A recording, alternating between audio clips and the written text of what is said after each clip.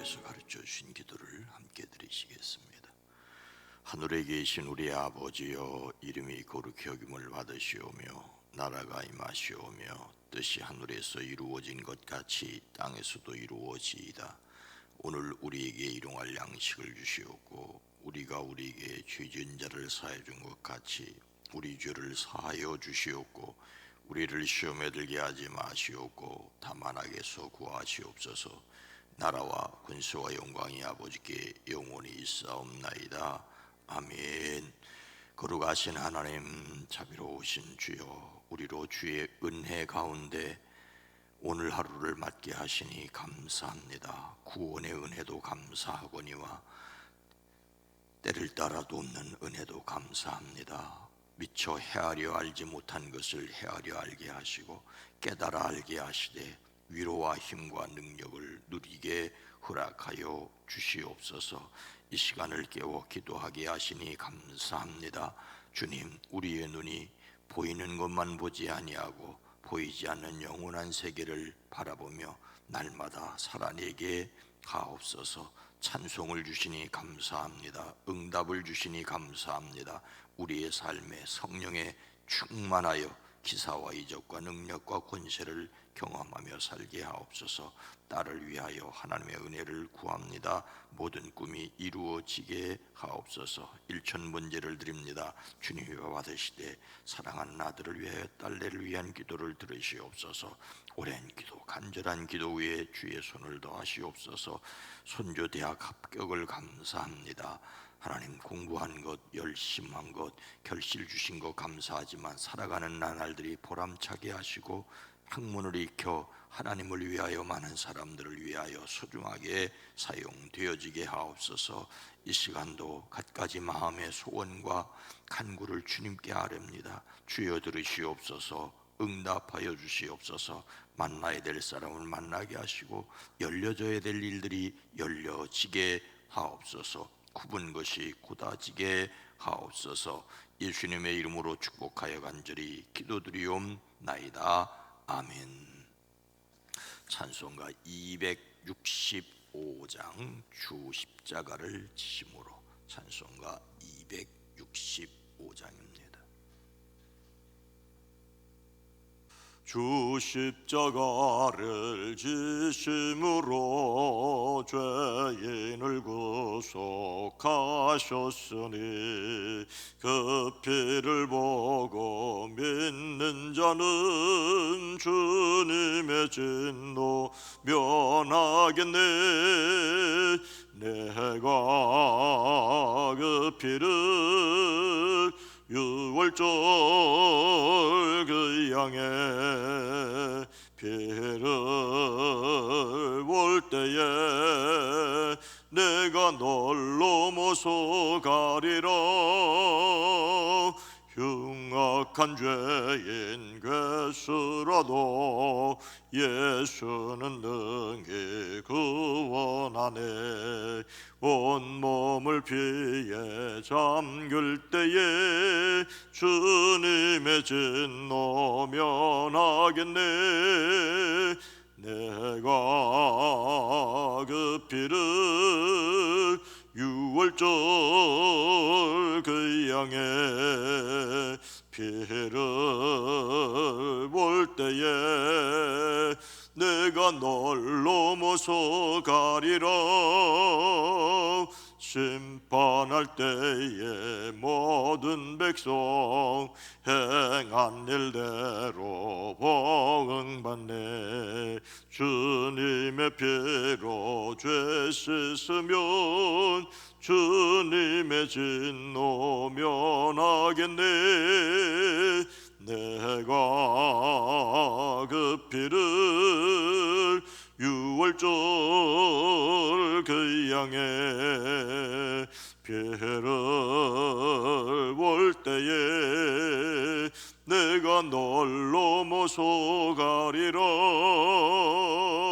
그주의 사랑 크신 은혜 보혈의 능력 의지하세 심판의 불이 내릴 때에 주님의 진노 면하겠네. 내가 그 피를 유월절 그 양의 피를 볼 때에 내가 널 넘어서 가리. 구주의 사랑 그주의 사랑 크신 은혜 보혈의 능력 의지하세 심판의 불이 내릴 때에 주님의 진노 면하겠네. 내가 그 피를 유월절 그 양의 피를 볼 때에 내가 널 넘어서 가리라. 아멘. 누가복음 22장 10절로 13절 말씀입니다. 누가복음 22장 신약성경 133면입니다. 이르시되 보라, 너희가 성내로 들어가면 물 한 동이를 가지고 가는 사람을 만나리니 그가 들어가는 집으로 따라 들어가서 그 집 주인에게 이르되 선생님이 내게 하는 말씀이 내가 내 제자들과 함께 유월절을 먹을 객실이 어디 있느냐 하시더라 하라. 그리하면 그가 자리를 마련한 큰 다락방을 보이리니 거기서 준비하라 하시니 그들이 나가 그 하신 말씀대로 만나 유월절을 준비하니라. 아멘. 오늘도 예수 그리스도 안에서 승리하시기를 주의 이름으로 축복합니다. 오늘날을 고립의 시대라고 합니다. 코로나19로 더욱 깊어졌다는 이야기들이 많죠. 전 세계의 정부들이, 우리나라뿐만 아니라 전 세계의 정부들이 나서서 사회적 단절을 강력하게 계속해서 말하고 있습니다. 지금 멀어져야 나중에 가까워집니다. 심지어는 이런 말도 있답니다. 지금 1m를 지키지 않으면 1m 아래 묻히게 됩니다. 이런 무서운 말도 있었대요. 1m 지키지 않으면 1m 밑에 묻힌다고. 거리를 두면 배려하는 마음은 더 두터워집니다. 여하튼 사람들은 더 멀어졌습니다. 지난 17일 통계청이 발표한 2021년 사회조사에 따르면 가족을 제외한 사회적 관계에서 코로나19 이후에 관계가 멀어졌다라고 대답한 사람들이 우세했다는 것입니다. 뭐 이상하지도 않은, 전혀 새로울 것이 없는 당연한 이야기입니다. 하지만 코로나19 때문에 사람들의 관계가 갑자기 멀어졌을까요? 그것이 아니라는 연구 결과도 있습니다. 코로나19가 닥칠 즈음에 우리 대다수는 이미 상당히 오래전부터 외롭고 고립된 기분을 느끼고 있었다는 것입니다. 경제학자 노리나 허치는 그의 책 고립의 시대에서 이렇게 말합니다. 코로나19 이전에도 우리는 이미 사회적 불황을 겪고 있었다. 사회적 불황이라고. 이 외로움이나 고립감은 그저 쓸쓸한 기분을 가리키지 않는 것입니다. 정치인과 정치로부터 왠지 나와는 상관없는 것 같고, 일을 하고 일터에 가지만 왠지 내 혼자 따돌림을 받는 것 같고, 다른 사람들은 돈을 많이 버는 것 같은데 나도 먹고는 살고 있지만은 나는 하위층이라고 생각하고 내 힘이 없어 무시당하고 왔고, 이런 것이 오랫동안 이미 깊어지고 있었다는 말입니다. 이 책에 의하면 사람들은 휴대전화를 하루에 221번이나 확인한답니다. 221번이나 확인하고 매일 3시간 15분씩 이것을 이용을 하는데 정작 다른 사람들과는 무관한 뭔가 연결되어 있다고 생각하고 계속해서 보고 확인을 하는데 실제 생활에서는 관계가 깨어진, 그러다 보니까 이 외로움이 산업이 되었다고 말을 합니다. 외로움이 산업. 친구를 빌려주는 렌트어 프렌드, 포옹을 해주는 커들러, 돌봄과 사교 욕구를 해결해주는 소셜 로봇, 이것이 산업으로 성장을 하고 있는데 정작 이 외로움 산업이 외로움을 해결해 주지 못한다는 것입니다. 더더욱 큰 문제는 이 외로움 문제를 해결해 주지 못하기 때문에 결국은 민주주의까지 위기를 겪고 있다는 것입니다. 결국 누군가가 극단적인 주장을 하면 이리로 쏠리고 저리로 쏠리면서 포퓰리즘이 만연할 수밖에 없다고 말을 하고 있습니다. 그러니 어떻게 되느냐? 사회적 변화와 개인의 책임이 함께 있어야 된다는 것입니다.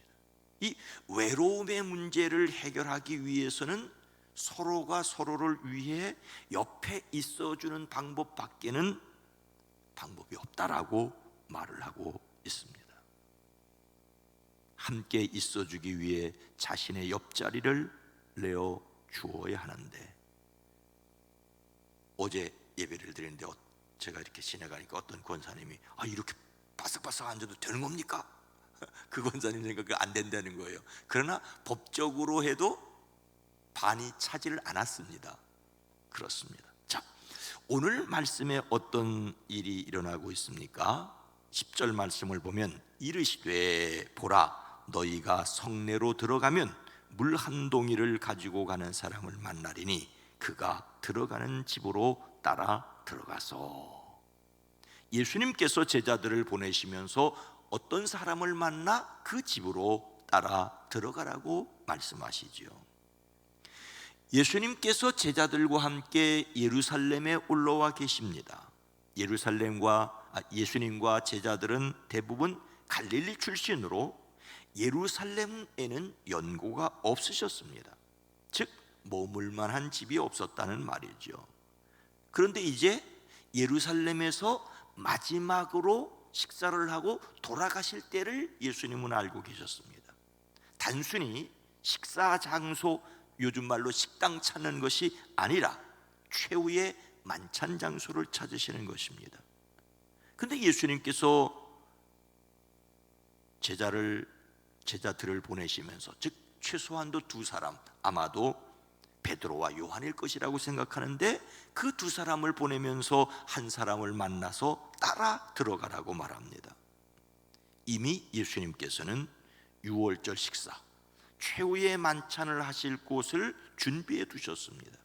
어쩌면 예루살렘에 올라오기 전에 누군가에게 부탁하셨던지 아니면 예수님의 신적인 능력으로 만찬 장소를 알고 계셨던지 믿을 만한 제자 두 사람을 보냅니다. 성내로 들어가면 물 한 동이를 가지고 가는 사람을 만날 것이다. 당시 물을 나르는 일은 여성의 몫이었습니다. 그런데 여기에서 물동이를 가지고 가는 사람은 남성입니다. 그러니 눈에 잘 띄었겠죠. 예수님과 주인의 약속에 따라 물동이를 지고 가는 남자를 보고 제자들이 따라갈 수 있었습니다. 지금 대제사장들과 서기관들은 백성들 몰래 예수님을 처형할 방법을 생각하고 있던 중입니다. 더더욱 가룟 유다는 예수님을 그들에게 조용히 넘겨줄 기회를 노리고 있었습니다. 그래서 예수님은 마치 첩보 영화의 한 장면처럼 마지막 만찬 장소를 마련하십니다. 물론 여기에는 위험을 무릅쓰고 자기의 집을 예수님께 내어주는 한 사람이 있었습니다. 예수님께서는 제자들에게 또 뭐라고 말씀하십니까? 11절에 그 집 주인에게 이르되 선생님이 내게 하는 말씀이 내가 내 제자들과 함께 유월절을 먹을 객실이 어디 있느냐 하시더라 하라. 집 주인에게 유월절을 먹을 객실을 묻게 합니다. 앞에 물동이를 들고 간 사람은 마가복음을 기록한 마가이었거나 아니면 그 집의 종이라고 생각합니다. 많은 사람이 오순절 성령 강림의 현장과 마지막 만찬의 장소를 같은 곳으로, 그리고 그것이 마가의 다락방이라고 생각합니다. 하지만 성경은 분명히 그렇다라고 기록을 남기고 있지는 않습니다. 다만 그럴 가능성이 있지 않을까라고 여겨지는 구절은 있습니다. 성경의 관심은 그 집이 누구의 집이냐라는 집주인 또는 소유권에 관심이 있는 것이 아닙니다. 그 집에서 일어날 일에 대해서, 그 집에서 일어날 일을 이야기하기 위해서 고의로 사람의 이름을 감춘 경우들이 있습니다. 예수님은 그곳에서 내가 내 제자들과 함께 유월절 음식을 먹을 그 방이 어디냐라고 묻게 하십니다. 마치 암 구호를 나누는 것과 같습니다. 예수님께서 세상 죄를 지고 가는 유월절 어린 양으로 돌아가실 것을 준비하셨다는 것을 강조하고 있습니다. 여기서 객실은 본래 숙박하다는 뜻이 있는데 큰 주택의 응접실 같은 곳입니다. 여러 사람이 함께 식사를 할 수 있는 넓은 장소이기도 하죠. 예수님은 이 땅에서 제자들과 함께 마지막 식사를 하시면서 당신이 세상에 오셨고 세상에서 돌아가시는 이유가 세상 죄를 지고 가는 것임을 분명히 말씀하시고 그들의 발을 씻겨주시기를 원하셨습니다. 우리 감리교회의 자랑스러운 유산이자 기초라고 할 수 있는 속회가 있습니다. 이 속회는 각 가정에서 모이는 것이 원칙이었죠. 집집마다 돌아가면서 함께 음식을 나누어 먹던 기억들이 대부분 여러분들이 있고, 그때가 너무너무 좋았다고, 먹을 것이 없어서 고구마 감자 싸 먹고 칼국수 해 먹던 것들이 기억에 난다고 하실 것입니다. 그런데 문제는 점점 집을 공개하는 것이 꺼려집니다. 그러다 보니 가정집이 아닌 다른 장소에서 모이게 됩니다. 어쩔 수 없는 면도 있습니다. 우리 교인들 가운데서도 분명히 아니 집에서 안 모이는 속회가 무슨 속회냐라고 여전히 생각하는 분도 있고, 집에서 모일 수 없으면 다른 데에서도 모여야 되지 않느냐라고 말씀하는 분도 있습니다.